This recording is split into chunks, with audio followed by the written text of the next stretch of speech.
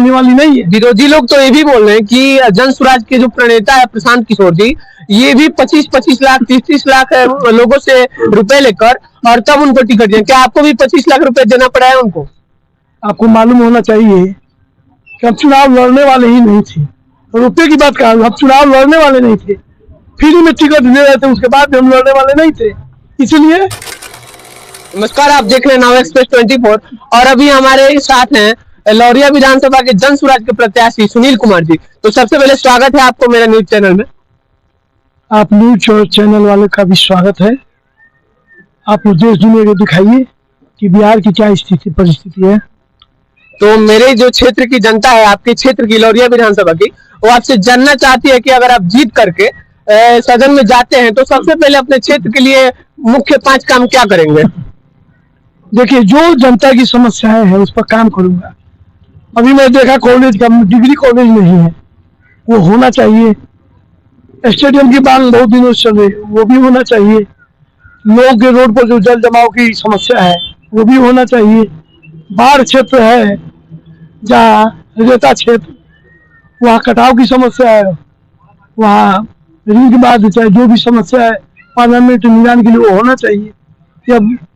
या फिर स्थानीय जो भी छोटे मोटे जो समस्या है उनका समाधान होना चाहिए।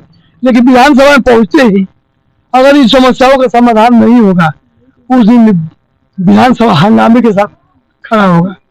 विधानसभा इतना हंगामा होगा क्योंकि जनता की आवाज बन के हम विधानसभा में हंगामा करेंगे और उतना हंगामा करेंगे जिससे जनता की एक जनता की समस्याओं का समाधान हो। या तो विधानसभा चलेगा या तो जनता का काम होगा। आपकी विधानसभा लौरिया की अभी स्थिति ये है कि ब्लॉक में आप छोटा से छोटा भी काम करवाइए, 500, 1000, 2000, 3000 रुपए एक छोटा से छोटा कर्मचारी से लेकर, मैंने उसमें कोई व्यक्ति बैठा हो तो कोई भी आप काम कराने के लिए जाए तो पहले सबसे पहले आपको घूस देना होगा। और आपके यहाँ की हॉस्पिटल की व्यवस्था भी बहुत खराब है, तो इसके लिए आप सुधारने के लिए क्या प्रयास करेंगे? देखिए, घूसखोरी की जो समस्या है ना, वो ऊपर से ही है, नीचे से नहीं है। अगर पदाधिकारियों को पैसा नहीं दिए तो काम नहीं करते हैं। फिर भी आपकी कुछ शक्ति तो होगी ना? नहीं, देखिए, शक्ति कहाँ काम होती है। अगर भ्रष्टाचारी सरकार बन गया तो उसमें किसी की शक्ति काम नहीं करेगी। इसलिए कहा, अगर कोई कमीशन घूसखोरी करता है तो कहाँ जाएगा सुनाने? कहाँ सुनाने जाएगा? जहाँ सुनाने जाएगा वो भी घूस लेता है। मंत्री के पास जाएगा, उसको भी कमीशन मिलता है। देखिए,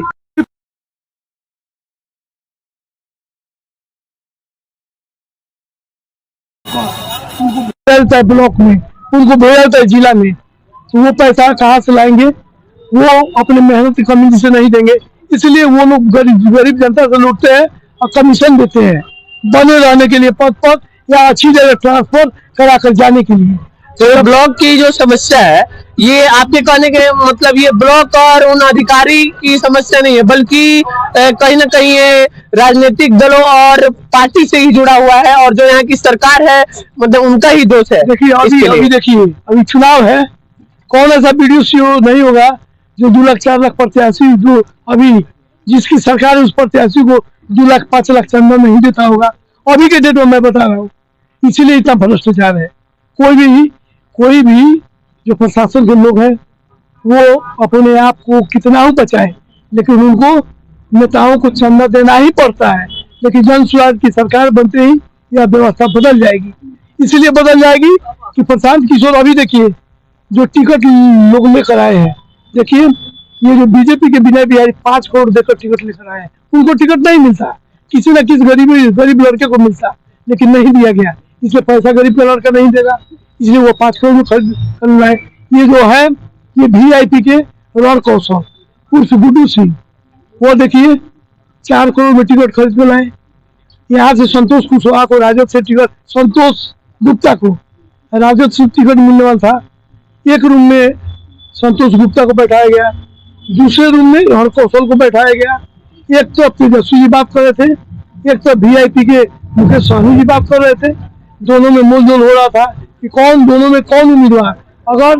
अगर ये संतोष गुप्ता 4 करोड़ देते तो यह सीट राजद का हो जाता, वो नहीं दिए, इसलिए कि राजद सीट रहे और संतोष गुप्ता को टिकट नहीं मिले, या जनता ने मैसेज देता गलत, इसलिए इस सीट को वीआईपी करके, और राजद का जो उम्मीदवार था, जो वीआईपी के उम्मीदवार को दिया गया, वो राजद के उम्मीदवार थे, गुड्डू सिंह को।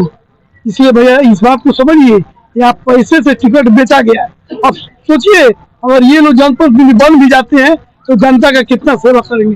पहले अपना 5 करोड़ निकालेंगे, उसके बाद वो निकालने में उनका समय 5 साल बीत जाएगा, उसके बाद जनता का कोई सेवा होने वाली नहीं है। विरोधी लोग तो ये भी बोल रहे हैं कि जन स्वराज के जो प्रणेता है प्रशांत किशोर जी, ये भी 25-25 लाख 30-30 लाख लोगों से रुपए लेकर और तब उनको टिकट दिया। क्या आपको भी 25 लाख रुपए देना पड़ा है उनको?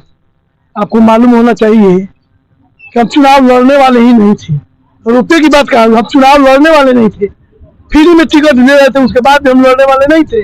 इसलिए कि हमको ऐसा लगा, प्रशांत किशोर को ऐसा लगा कि ईमानदार आदमी है और जनता के बीच रहने वाले हैं सुनील मुखिया, इसलिए वो हम पर विश्वास करके टिकट दिए। और देखिए पैसे से भी मदद कर रहे हैं, ऐसा नहीं केवल टिकट थमा दिए, वो पैसे से भी वो आदमी मदद कर रहा है। तो भैया प्रशांत किशोर पर ये जो क्लेम लगाया जा रहा है, ये निराधार है, बेबुनियाद है, ये अफवाह है। अफवाह है। इसलिए अफवाह है कि मानते कहीं जन स्वराज के 10 आदमी दावेदार थे, तो टिकट तो एक ही आदमी को मिलना था। सर्वे हुआ जनता के बीच में, तो जब सर्वे हुआ तो उसके हिसाब से जो जनता के दिलो दिमाग में था, जनता के सर्वे में ऊपर आया, उसको टिकट मिला, बाकी 9 आदमी को नहीं मिला। तो उसमें से सभी लोग जन स्वराज से जुड़े हुए हैं, ऐसा बात नहीं है। जोगा पटिलोरिया में देखिए, कोई ऐसा अफवाह नहीं है। हम लोग भी अभी 5 आदमी उम्मीदवार थे, 5-6 आदमी उम्मीदवार थे, लेकिन टिकट हमको मिला, कोई किसी को आपत्ति नहीं, सब लोग हमारे साथ है। देखिए हमारे बड़े भाई विकई भाई है यहाँ हमारे साथ, बाकी लोग भी, एगो रवि प्रकाश है वो भी साथ है, विक्रम गुप्ता जी वो भी मेरे साथ है, मच्छरगावा के हैं, सभी लोग मेरे साथ हैं। आपके पार्टी के जो प्रणेता है प्रशांत किशोर, उन्होंने ऐसे अहम मुद्दों को उठाया है जिसको मुझे नहीं लगता कि दूसरी पार्टियों ने उठाया है, जैसे कि पलायन का मुद्दा, बेरोजगारी का मुद्दा।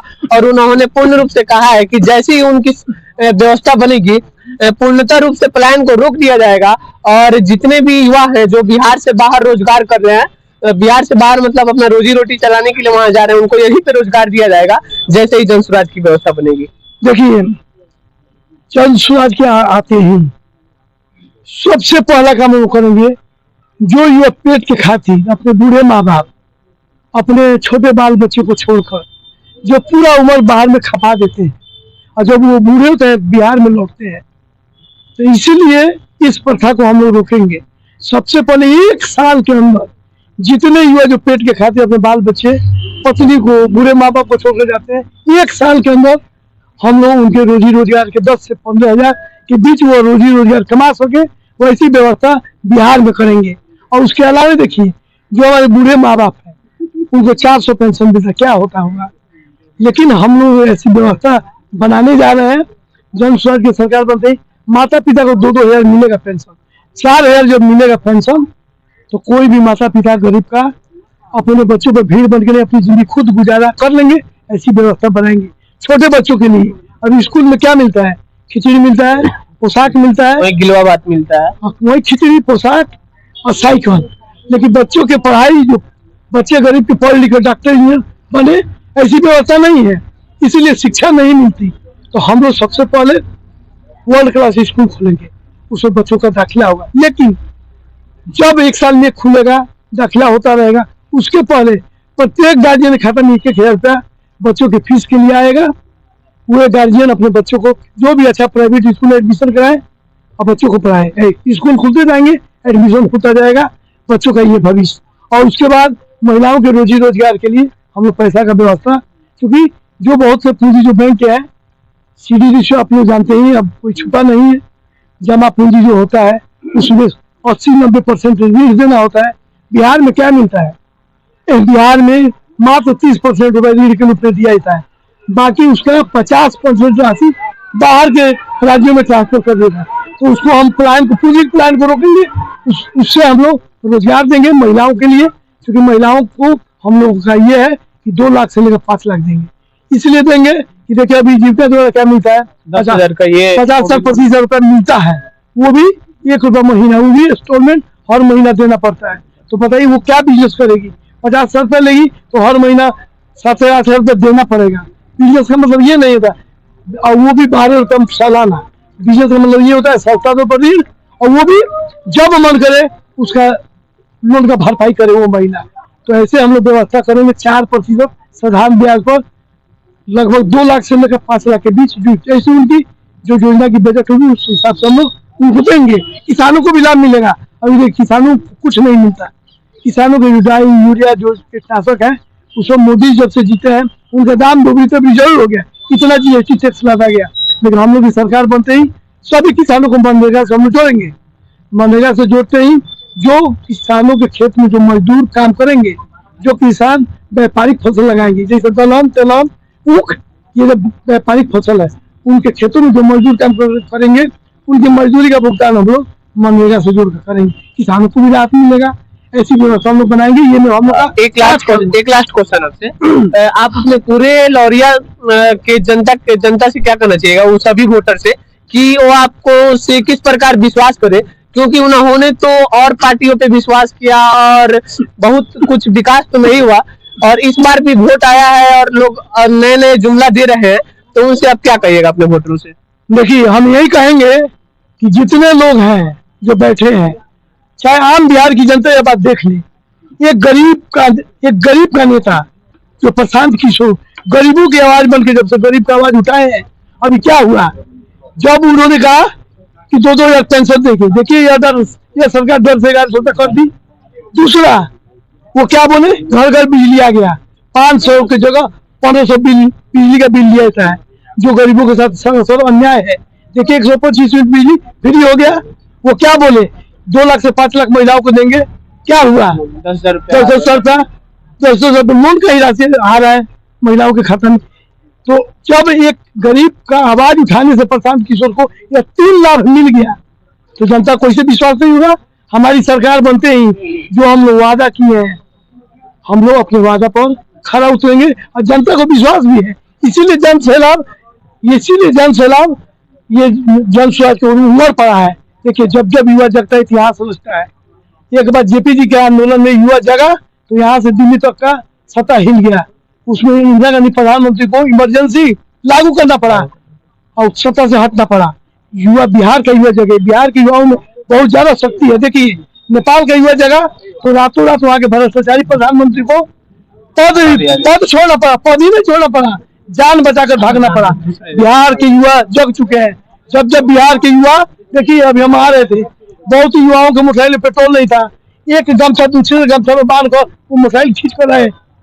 हम अपने आंखों से देखे, युवाओं में इतना जुनून है कि भले पेट्रोल भराए या ना भराए, एक दूसरे के मोटरसाइकिल को गुलबन से अंगूठी से जोड़कर पूरे युवा पहुंचे हैं।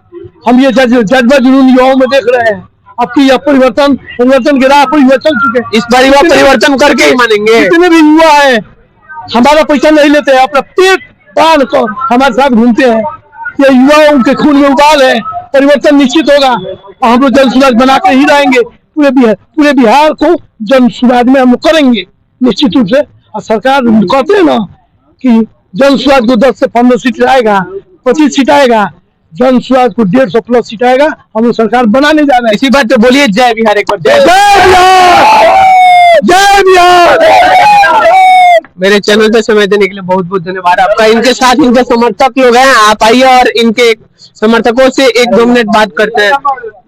तो क्या जन सुराज आपको कैसी पार्टी लगती है? बहुत बेस्ट पार्टी है, बिहार के लिए नई सोच है, बेस्ट पार्टी है। आपको कैसा लगता है जन सुराज पार्टी? बहुत अच्छा।